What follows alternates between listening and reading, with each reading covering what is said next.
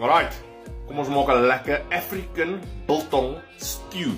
Nie die normale biltong potjie en goed nie. Ons maak 'n lekker biltong stew. Check hierdie lekker stuk. Heel vet biltong. En dan kort ons tomaties, eie, yellow pepper, peanut butter, garlic and herb, cayenne pepper, ginger, black pepper, fantasties spice, tomato paste en so 'n halwe koppie beef stock. Right, so ek maak hierdie stew met 'n lekker pot rys, basmati rys. Olie in die pan en ons gaan daai eie eers braai. Right, so ons begin daai eie en die yellow pepper sommer saam braai. 'n lekker lepel garlic daarby. Right, gooi nou so 'n teelepeltjie ginger daarby, of jy kan vars ginger gebruik. So 'n teelepeltjie cayenne pepper, as jy wil, jy hoef nie.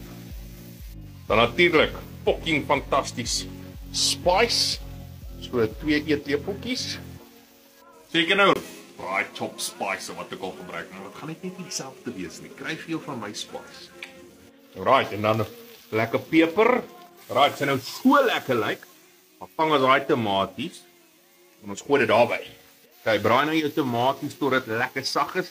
So as jou tomaties en alles nou so lyk, dan gryp jy van hierdie lekker biltong en gooi dit daarby. Okay, meng hierdie lekker deur. Dan gaan ons daai tomato paste, die stok en die peanut butter bygooi. Okay, gooi jou beef stock by.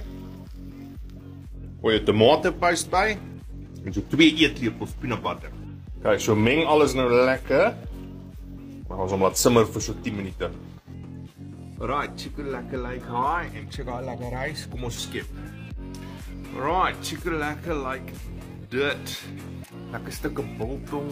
Kom ons proe. Alright.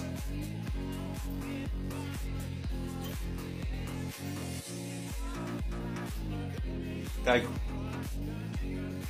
Ek guarantee jou. Hierdie stew skop enige biltong potjies in gat. Draai hom, laat weet my. Fantasties.